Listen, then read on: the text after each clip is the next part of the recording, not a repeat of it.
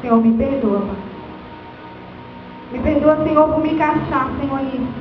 De estar aqui, Senhor, pregando essa palavra. Mas assim tem que ser, Senhor, porque primeiro tu pregas com o pregador, Senhor. Para depois tu falar ao teu povo, Senhor. Primeiro a palavra se identifica com nós, Senhor. Para que nós venhamos alertar, Senhor, a igreja, para que não venha cometer os mesmos erros, Senhor, que outrora foi feito, Pai. Por isso, Senhor, me perdoa, para que eu continue falando a tua palavra nessa noite. Tenha misericórdia da minha vida, Senhor, nessa noite. E também pode ser um estado ou condição de espírito após a morte, a vida eterna. Depois da salvação, a gente alcança a vida eterna. E você sabe o que é a vida eterna?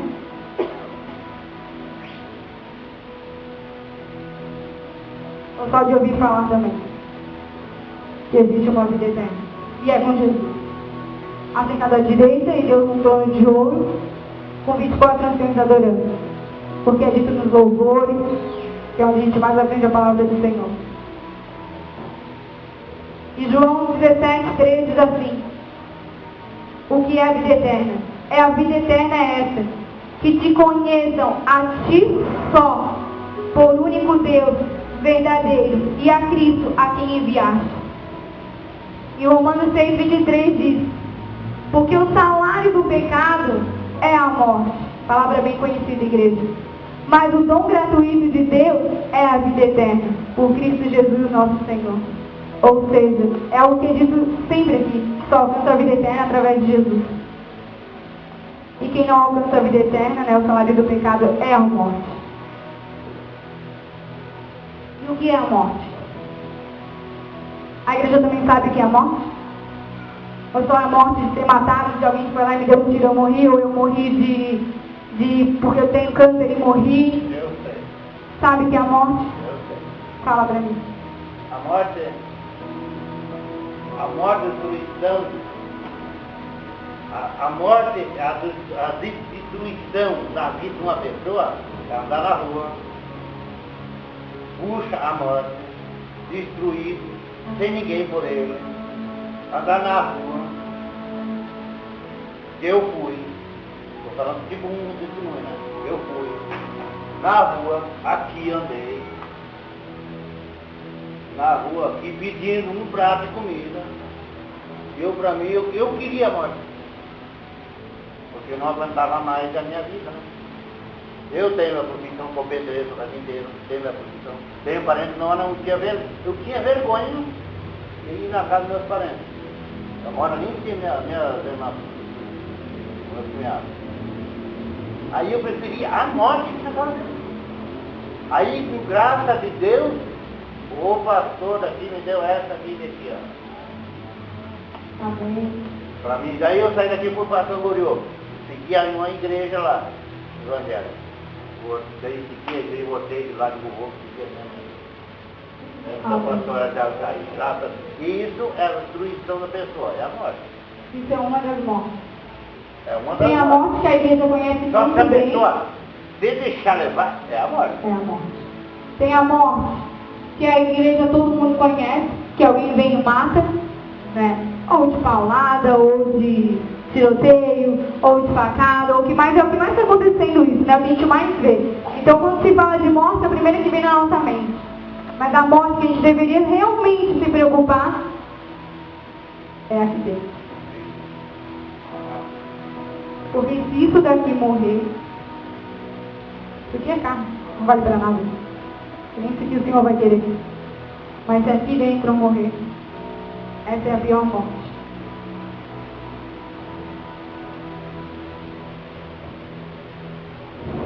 Mas eu quero ir na palavra aqui, a morte. A morte, segundo o dicionário, ela pode ser destruição ou ruína. Lucas 6,49 diz: mas o que ouve e não pratica é semelhante ao homem que edificou uma casa sobre a terra, sem alicerces, no qual bateu o impeto, a corrente, e logo caiu. E foi grande a ruína daquela casa. Essa casa que o Senhor fala somos nós. Ele pega, faz sentido figurado, somos nós. Essa é a primeira morte, a morte da destruição, da ruína. Começa por ali, em vez de a gente edificar os nossos alicerces na palavra do Senhor, nos tempos de hoje principalmente, nós temos nos preocupado com outras coisas, com outros afazeres, e deixando de construir aquele alicerce para construir outra coisa. E quando voltamos, achamos que estávamos construindo correto, e ele já estava sendo construído errado, e continuamos a construir ele em cima. E quando bate o primeiro vento, o primeiro levantado de algo, Satanás, cai. Essa é de destruição. Depois tem a grande dor, o pesar fundo. E o que é que faz pesar no nosso coração para que essa morte aconteça? Eu não sei, você não quer, eu estou perguntando. Você pode responder.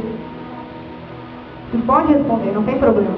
A igreja do Senhor não é feita de uma pessoa na frente de um púlpito, com os ouvintes falando. A igreja hoje está em tempo de quando o pregador sobe para pregar, ou ele simplesmente concorda, porque acha que está sendo correto, né, diz que está sendo correto, ou ele tem o direito de se manifestar e dizer que Cristiane que está falando não é verdade, ou ele tem o direito de expor uma situação de morte, porque o testemunho não é só 3 minutos aqui na frente. Se você soubesse como ele viu aqui, né, Bruno, mesmo que a gente passou, só estava eu, a Bruna e a Thaís aqui dentro com ele. A Thaís do louvor. As duas damas. Como ele estava. E eu não me perguntei.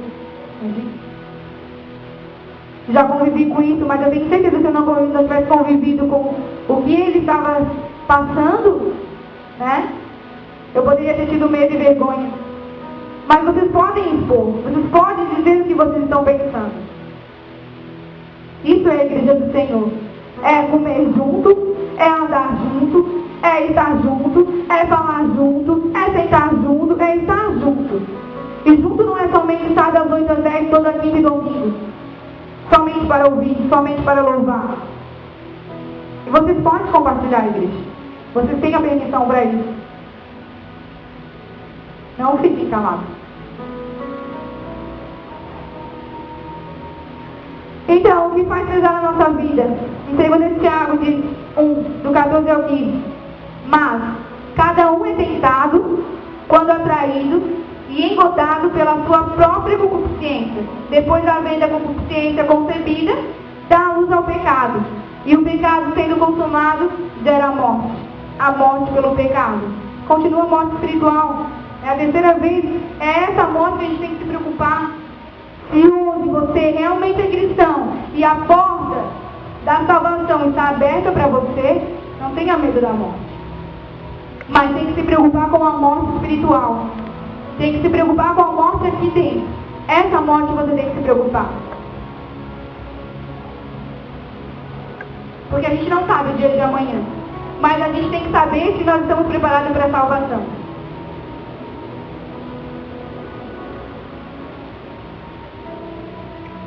Em Mateus 11:30 diz: porque o meu jugo é suave e o meu fardo é leve. Isso tem que ser isso. Não deixar que você morra por causa de um fardo, por causa de um pecado.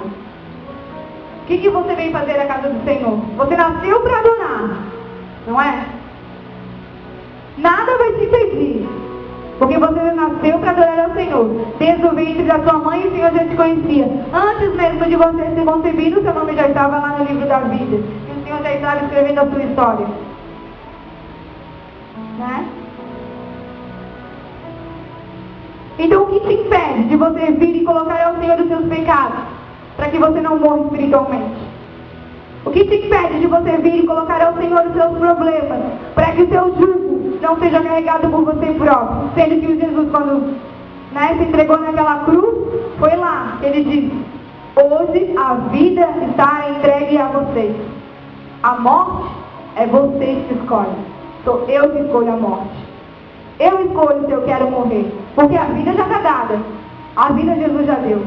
e a morte eu que escolho.